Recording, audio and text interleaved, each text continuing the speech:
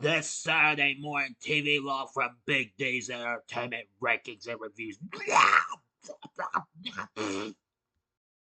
Welcome to another Saturday Morning TVLog, and this time around it's Tazmania, brought to us by Warner Brothers. Greetings, my fellow YouTubers. I'm the Big D, and this is Big D's Entertainment Rankings and Reviews, back with a new Saturday Morning TVLog after taking a slight week off from last week. This week's Saturday Morning TVLog will be on Tazmania, the second animated series to come to TV from Warner Bros. Animation, aside from Tiny Toon Adventures, which I still have yet to cover. The show originally premiered on the Fox network as part of the Fox Kids block, just like Tiny Toons did, which came out the previous year. It premiered on September 7th, 1991. Now, of course, this was the actual first ever series that actually involved a full Looney Tunes character, even though some of the Looney Tunes game was already featured in Tiny Toons. Though the show is similar to this and a later Warner Bros. Produced tune, which is Animaniacs. Now, I won't show too much because I don't want to get in trouble with the Warners again. Now then, let's see, where was I? Oh, yes. It's a really fun-filled show, which eventually frequently broke the fourth wall and often made jokes showing that Taz could actually speak perfectly normally when he wanted to, unlike what we saw in the Looney Tunes cartoons that mostly had Bugs Bunny as who he was after. One time he was after Daffy Duck as well. Now then, the show follows the adventures of the Looney Tunes character, the Tazmanian Devil, also known as Taz, in the fictional land of Tasmania, based on the actual, Australian state of Tasmania, except it's not spelled with Tasmania. It's a Taz-Mania.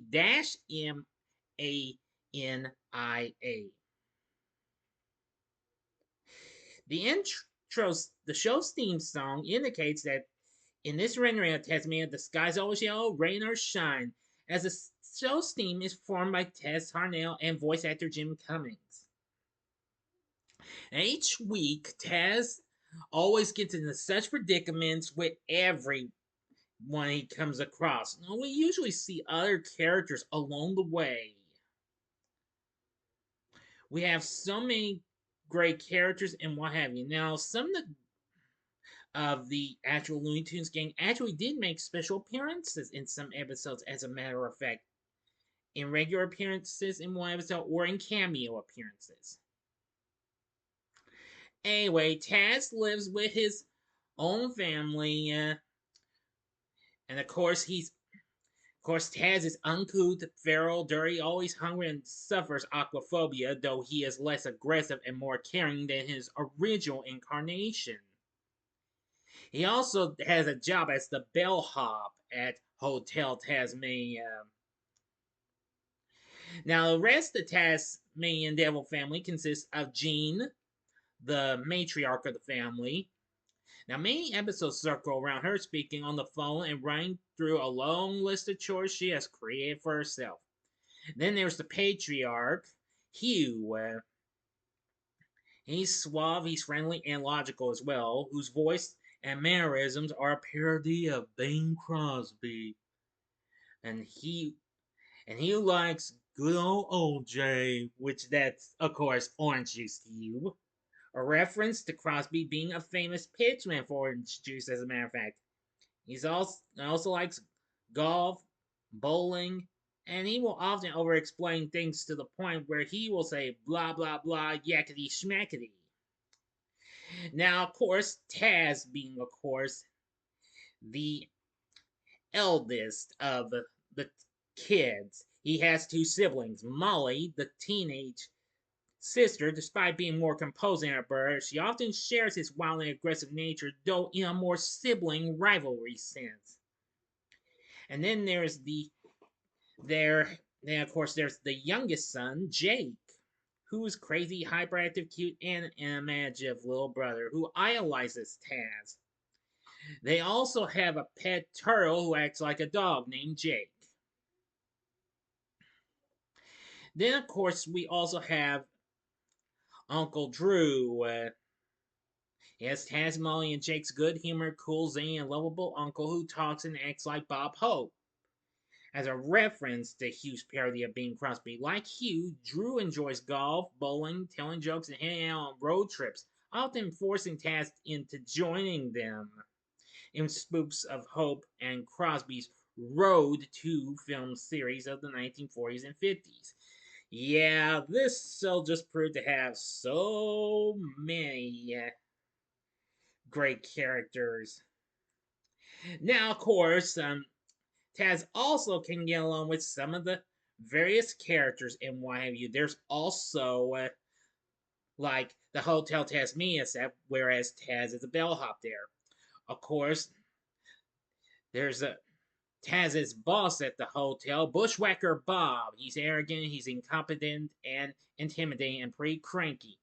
As the owner of Hotel Tazmania, he is a misanthropic snob who rarely does any actual work, preferring to leave any and all tasks to his staff. His demeanor is inspired by that of Basil Fawlty, who is the protagonist of the Brickcom Fawlty Towers.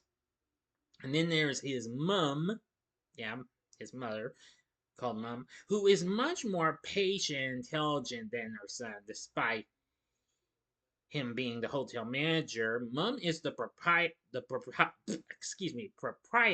of the establishment. She is often quick to embarrass her son, despite her comments typically being true.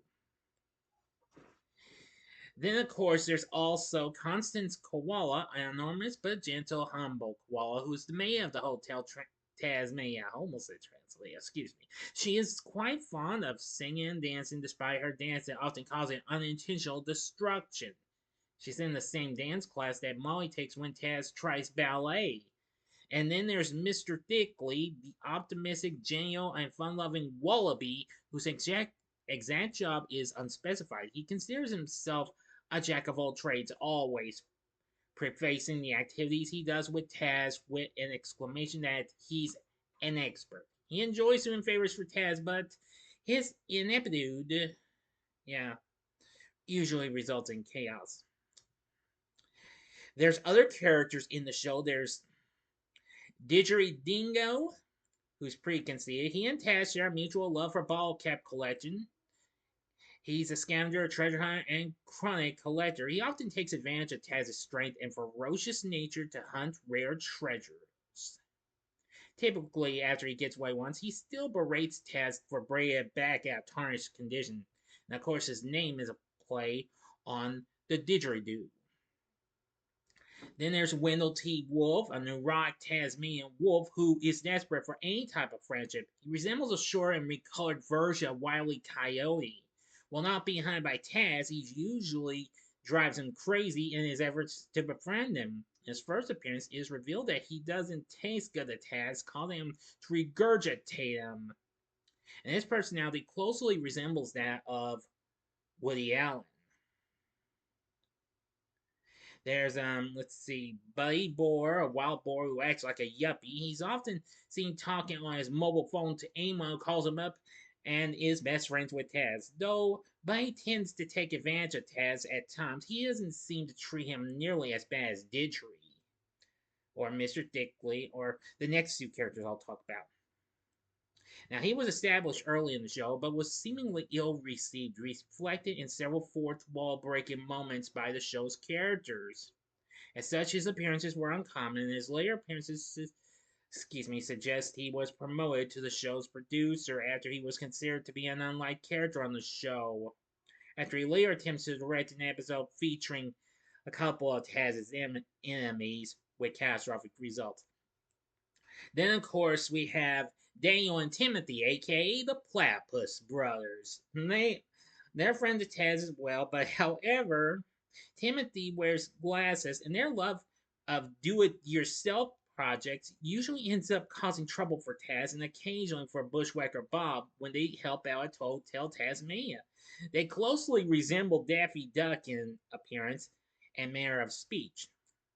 A pair of episodes deals with their obsession with the primetime cartoon The McKimsons, which is a parody of The Simpsons, which of course everyone knows is still big on the Fox network at the time, featuring a character who constantly shouts, "No way, I'm out here, man." Yeah, really funny. And why have you? There's also characters like Willy Wombat, the Bush Rats, and the Spies, the Kiwi. But now, of course, Taz does have some enemies, of course. There's Francis X. Bushlad, a white-skinned, red-haired Aboriginal boy in a diaper-shaped loincloth who unsuccessfully hunts Taz as a right of manhood. Despite their tribal society, his entire tribe behave and speak like well-educated posh businessmen. His name recalls silent movie star Francis X. Bushman. Then, of course, there's Bullgator and Axel, two alligators who unsuccessfully try to trap Taz for the enjoyment of zoo-going children around the world, as a rather weak pretense to the massive financial gain the endeavor will grant them. Bull, of course, is the leader, always acting in a happy and upbeat attitude, even while reprimanding Axel. Now, Axel is his hunter in training, constantly naive, though often subject to Bull's corrections, typically in the form of a mallet smashing. They vaguely resemble Laurel and Hardy. Anyway, there's numerous appearances from other Looney Tunes characters, as I've already mentioned, including Bugs Bunny, which actually, Willy Wombat was originally cast in a Bugs Bunny-like role against Taz, which resents this typecasting and greatly admires Taz in his career, and what have you. Now, his determination to remain pacifist and polite usually reverts to frustration and rage by the end of the episode. Oh, yeah. Now, the spies are a group of unnamed spies who obscured faces who Taz, Hugh, and Drew run into in the Road to Tazmania episodes. And they would go after the Tazmanian Devils when they obtain an item from a spy location proprietor that another spy was planning to obtain. The Bush Rats are Bush Rats in tribal costumes that are led by a chief. And they speak in an odd mix of real nonsense languages that are appended by mismatched humorous subtitles. Their favorite phrase is Spamferko, which is similar to the German word, which of course that sounds the same, which translates to small young pig which still gets suckled. On occasion, they would run afoul of the other characters. Yeah, and the Kiwi is just a silent Kiwi. And it can run fast as the Roadrunner, often being chased down by Taz. Yeah, that's the one thing Taz goes after. Of course, that's what he does in search of his lunch, in the same manner as Wile E. Coyote always does for the Roadrunner. At different points, other characters have helped Taz hunt the Kiwi as well. So anyway, Tazmania has lots of great characters in my. There's so many. But even so, I have watched this show a few times. I did see it on the Fox Kids Network. And it proved to be good. I didn't catch on with it at first, but then soon I got to watch it a little more. And it's really, really funny. The show ran for an overall total of 4 seasons. The first 3 were on Saturday mornings, while its 4th season aired 5 days a week. Well, maybe not 5 days a week. I think it was 4 out of the 5 because they aired something else. Anyway, during this time, there would be 5 video games released. One of the most popular ones was for the Sega Genesis, which was really good. Of course, Sega made, well, two kinds for the one for Mega Drive or Genesis, and one that was released for Master System and Game Gear.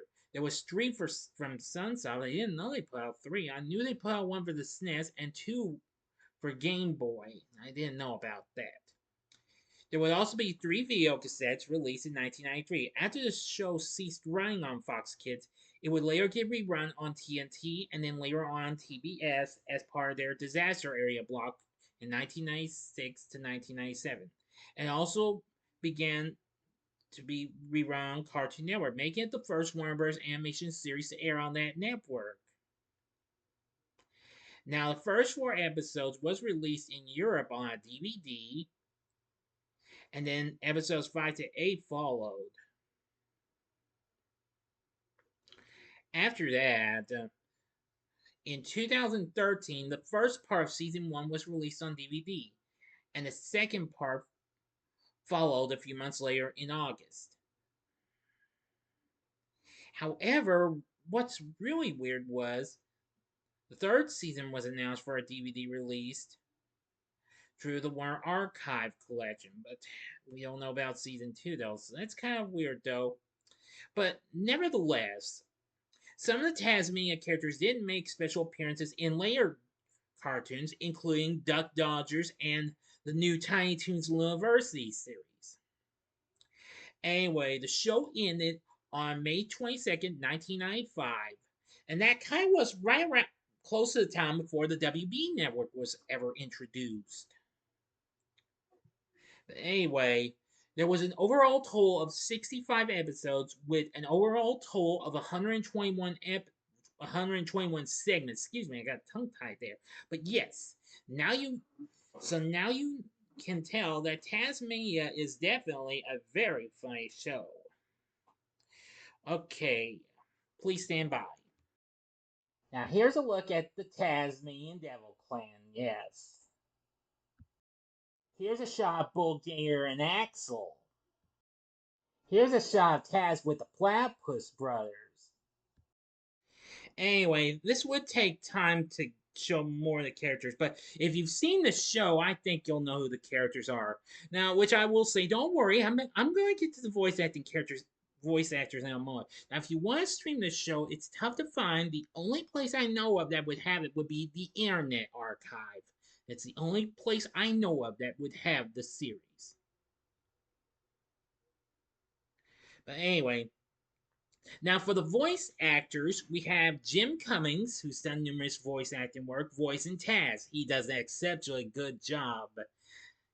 Yep. Especially do like it when he talks when they do the little ads at the end of each of a show and why it's like, Taz like Fox kids. Voicing Jean is Miriam Flynn, who does a good job. Maurice LaMarche, who of course later recently did work on The Real Ghostbusters and other shows. He'd later go on to work on Animaniacs as well. He voices Hugh. Voicing Molly is Kelly Martin, who recently did young Daphne in a pub named Scooby-Doo. Debbie Derryberry, who the following year would go on to voice Wednesday Addams in Hanna-Barbera's Addams Family cartoon, and she did lots of other voice acting as well. That's the voice of Jake.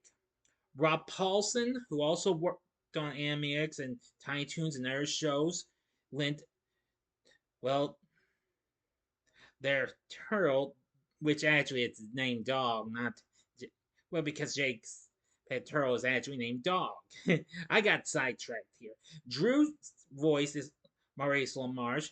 For the rest of the cast, we have Jim Cummings as Bushwhacker Bob, Rosalind Lander as Mum, and Constance Koala.